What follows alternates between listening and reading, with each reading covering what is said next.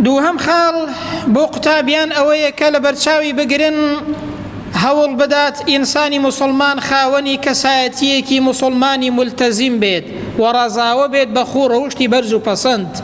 بۆچی؟ چونکە ئینسانی ئیماندار لە هەر شوێنێک بێت بە خوڕەوشتەکەی دەناسرێتەوە، بەهۆی پابەندی بە دینەکەیەوە دەناسرێتەوە، نەک وەکو بەنو ئیسرائیلیەکان کە بە زمان گوتیان سەمیعنا بەڵام بە کردار گوتیان وعەسەینە. ئینسانی ئیماندار لە هەر شوێنێک بێت بەوەی کە ملکەچی خوای پەروەردگارە، بەوەی کە ئینسانێکی ئیماندارە، بەوەی کە خاوەنی خوڕەوشتی بەرزە، بە خوڕەوشتە بەرزەکەی ئینسانی ئیماندار لە هەر شوێنێک بێت دەناسرێتەوە.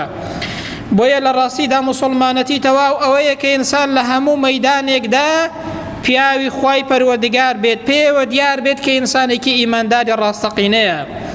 اینجا ئینسان ڕازاوە بێ بە خوڕەوشتی بەرز. پێغەمبەر صلی الله عليه وسلم دەفەرمێ ئینەما بوعیست لئوتەممە مەکارم الأخلاق. ئەمن بۆیە هاتووم تاوەکو خوڕەوشتە جوانەکان، خوڕەوشتە بەرزەکان تەواوکەم. برام ئەدینی ئێمە چەند هانمان دەدا لەسەر ئەوەی کە ئینسانی ئیماندار لە هەر شوێنێک بێت بە خوڕەوشتی بەرزی بناسرێتەوە. و هەروەها خوای پەروەردگار دەفەرمێ فاتقوا الله وأصلحوا ذات بينكم. لە دوای ئەوەی کە ئەمرمان پێ دەکا ئینسانی ئیماندار تەقوادار بێت، دەفەرمێ دوای ئەوە نێوانی خۆتان چاکەن. برام لە نێوانی خۆتاندا باش بن، خوڕەوشت و مامەڵەتان لە نێوانی خۆتاندا باش بێت و هەروەها لەگەڵ یەکدیکەدا چاک بن. بۆیە خاوەن پاسێک لە یەکێک لە وڵاتانی ئەوروپا کە دەبینێ موسڵمانێک کە ڕەنگی دیارەکە ئینسانێکی موسڵمانە، لە پاسەکەی ئەو پیاوەدا سەر دەکەوێت کە موسڵمان نەبووە.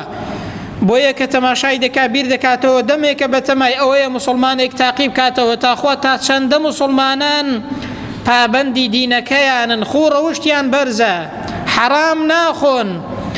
بۆیە هەر بە ئەنقەست خاوەن پاسەکە هەندێک پارەی زیادە، کاتێک کە پارەکەی دەداتێ موسڵمانەکە هەندێک پارەی زیادەی پێدەداتەوە، دەڵێ بزانم پارەکەی دەگێڕێتەوە خوڕەوشتی چۆنە، حەرام دەخوا یاخود نا.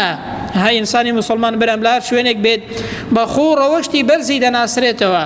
کاتێک کە موسڵمانەکە دادەبەزێت یەکسەر پارە زیادەکە دەگێڕێتەوە بۆ خاوەن پاسەکە و دەڵێ ئەو پارەیە زیادەیە کە پێت داومەوە. خاوەن پاسەکە پێی دەڵێ بەخوا دەمێکە بە تەمام کە موسڵمانێک تاقیب کەمەوە بزانم تاخوا تا چەندە خاوەنی خوڕەوشتی بەرزە و تا چەندە خۆی دەپارێزێ لە حەرام. ئەوەی کە دەیڵێت بە زمان تا چەندە پابەندیەتی لە مەیدانی واقعدا بەکردەوە دەیسەلمێنێت. بۆیە دەڵێ بەڕاستی لە تاقیکردنەوەکەدا دەرچووی.